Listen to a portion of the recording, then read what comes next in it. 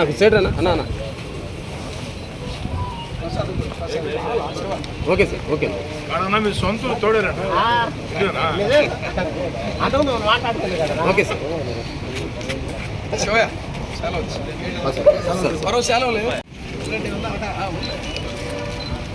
Okay sir okay sir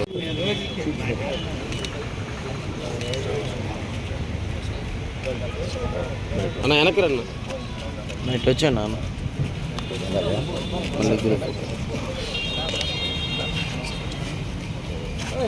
అన్న వెనక్కి రన్న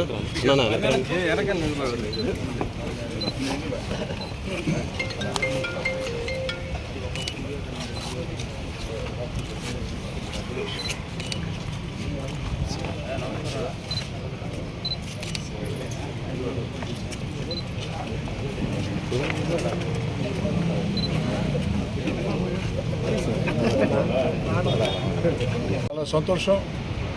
Nellore rural నియోజకవర్గం 23వ డివిజన్, ఆ డివిజన్ కార్పొరేటర్ ఒరిస్సా శ్రీనివాసరెడ్డి, మాజీ కార్పొరేటర్ పుల్లారెడ్డి, అదేవిధంగా ఆ డివిజన్లో ఉండే వైఎస్ఆర్ కాంగ్రెస్ పార్టీ నాయకులు దాదాపు 90% మంది ఈనాడు తెలుగుదేశం పార్టీలో చేరడం జరిగింది.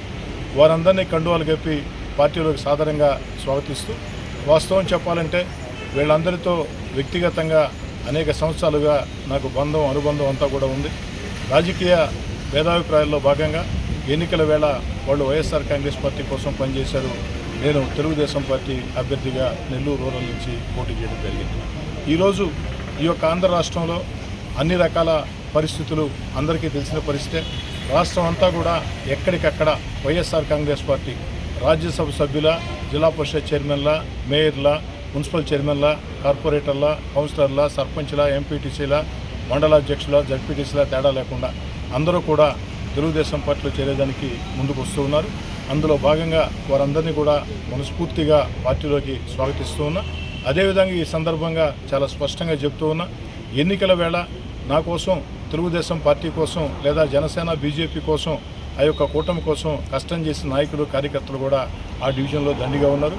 వాళ్ళ యొక్క గౌరవాన్ని ఎక్కడా తగ్గనివ్వనని, వారి యొక్క ప్రయోజనాలను కాపాడుతానని, వారితో పాటు నన్ను నమ్మి ఈనాడు తెలుగుదేశం పార్టీలో చేరినటువంటి వైఎస్ఆర్ కాంగ్రెస్ పార్టీ నాయకుల పట్ల కూడా అందరి పట్ల గౌరవంగా, వారి గౌరవం తగ్గకుండా, పాత కొత్త తేడా లేకుండా అందరం కలిసికట్టుగా ఏకతాటి మీద నిలుచుకుని, ముఖ్యంగా 23వ డివిజన్ నెల్లూరు రూరల్ నియోజకవర్గంలోనే ఎక్కువ సమస్యలు ఉన్న ప్రాంతం. రూరల్ నియోజకవర్గంలో 26 డివిజన్లు ఉంటే 6 డివిజన్లలో ఎక్కువ సమస్యలు ఉన్నాయి. పెద్ద డివిజన్లు, అనేక అభివృద్ధి కార్యక్రమాలు చేయాల్సిన పరిస్థితి ఉంది. అక్కడ ఇంతకుముందు ఉన్నటువంటి పరిస్థితుల్లో అటు మాజీ కార్పొరేటర్ పుల్లారెడ్డి గారైనా, వారి సతీమణి, అదేవిధంగా మరో కార్పొరేటర్ ఒరిస్సా శ్రీనివాసరెడ్డి గారైనా ఎంతో కృషి చేసి ఉన్నారు. స్థానిక ఎమ్మెల్యేగా నేను కూడా నా శక్తి వంచన లేకుండా కృషి చేసి ఉన్నా. ఇదేది కూడా సరిపోయే పరిస్థితి లేదు.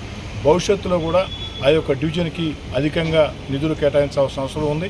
రూరల్ నియోజకవర్గంలో 23, 24, 25 అంటే పడాలపల్లి ప్రాంతం, కల్లూరుపల్లి, కనుపర్తిపాడు ప్రాంతం, భుజనూరు ప్రాంతం, అదేవిధంగా కొత్తూరు ప్రాంతం, ఇక్కడ ఎక్కువ సమస్యలు ఉన్నటువంటి ప్రాంతాలు.